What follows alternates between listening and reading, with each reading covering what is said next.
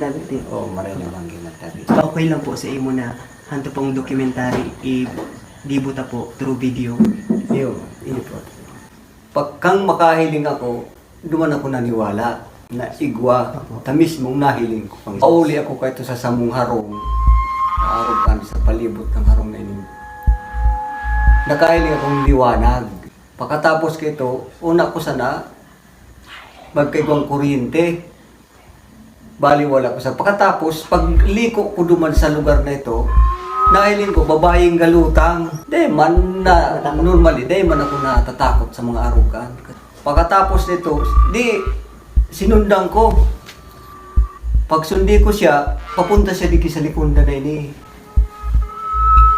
Dahil pagkapunta niya sa likundan naan, nahiwara na siya. Di ko na siya nahiling. Pagkatapos ito, dag-uli naman ako sa mo. Digi sa harong na mismo ini, kang siguro ko, kang 2021, pista, nagarikos ako sa banyo. Pagkarikos ko, pinarungan akong ilaw. Tapos sabi ko, nagakalwag ka mo. Pagkatapos kito, biglang naglaan mo si ilaw, nagdagos ang pagkarikos, pero walday naman ako nahiling. Bago po nato punuan ang atong interview, okay lang po ba na i-cover ta ang amo pong documentary through video? Opo.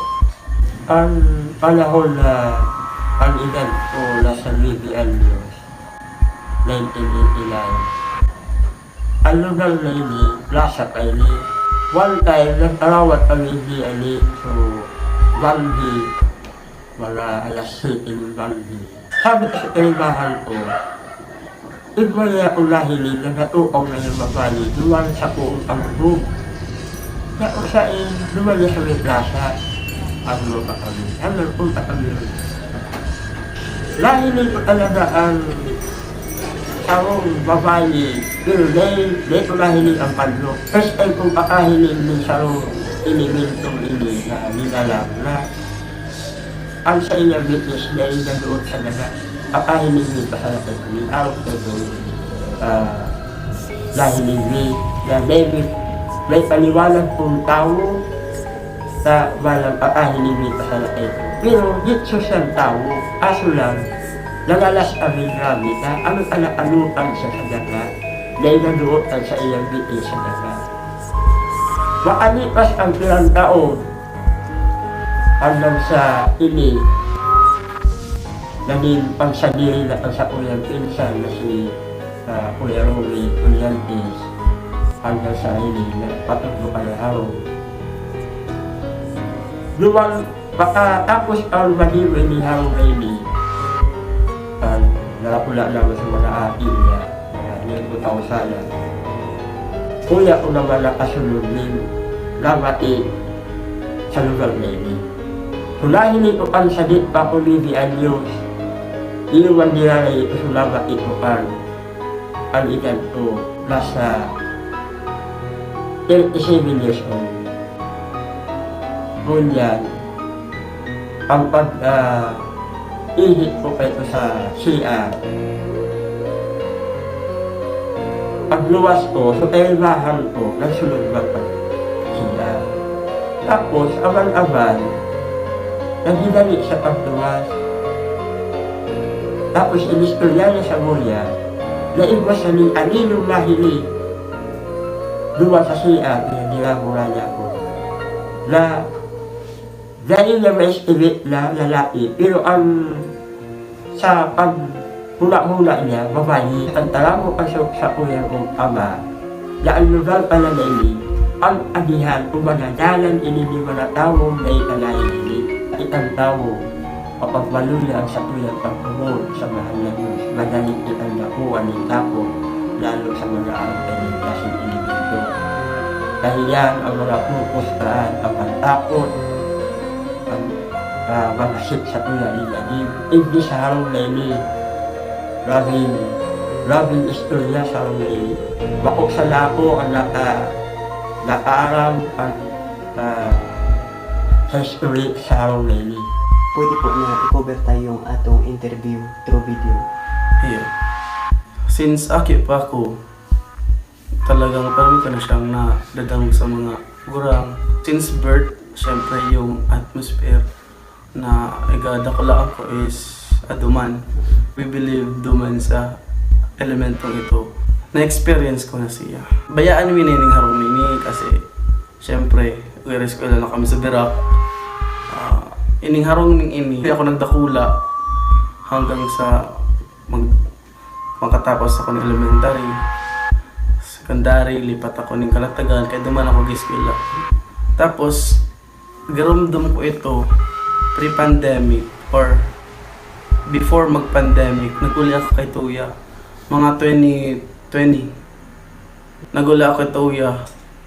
Tapos, day na talaga ako kakaturog, uya sa kwarto mi. Dahil sa mga, mamatikon taga kanino. Pero, namamatikon siya, pero di ko siya entertain.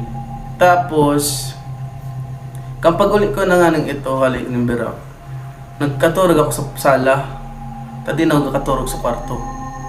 Kasi aram ko na nga niya. Siguro nagbata ako mga maaga, maalas 3, quarter to 3. Pag mata ko, igwa siya from dyan sa pinto naan sa kwarto mi. Ga-approach ako papunta sa kuya. Babae, nakaputi, halabang sulot. Tapos ang pandok niya, hindi ko nahiling. Ang inot kong gaprahanap, cellphone. Gaprahanap ko cellphone ko, sabi ko ano cellphone. Ang nakaptan ko cellphone ko, aranin na siya sa ko. Siguro, ayaw na siya sa ko. Big flashlightan ko siya. Dangan ito nawara. Pagkatapos ko ng ito, din ako nagbuhat-buhat. Kuminurumong na ako. Tapos, okay, pakalipas naman siguro mga perang bulan, same year, uli naman ako uya. Nagkaturog ako sa kwarto. Diyan. Dahil naman, dara nakastapot ko sa sala. Dahil pa nga ako nangiturog eh. Di pa ako, so, gataram tabagang aduman ang kita mangingiturog na. Di ba okay to? As in talaga, dahil pa ako nakamati ng poy-poy. Kasi garistoryahan pa kami. Maski ang kaistoryahan ko, nasa bayang kwarto. Pag kaistoryahan, miski bokisan na.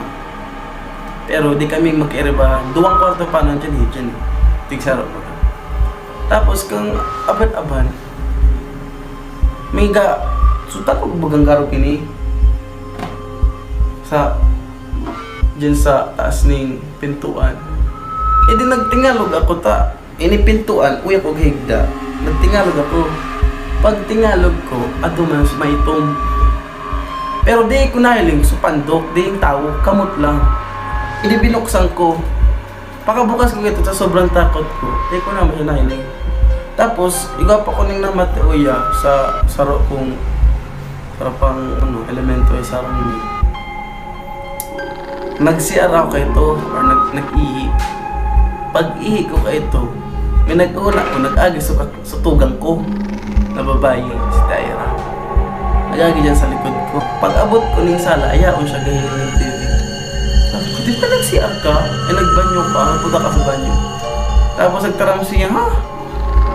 Kuyaman sana ako. Ano ko man? Gagirapon ako ito. Miski nga niya, gagirapon ako. Okay.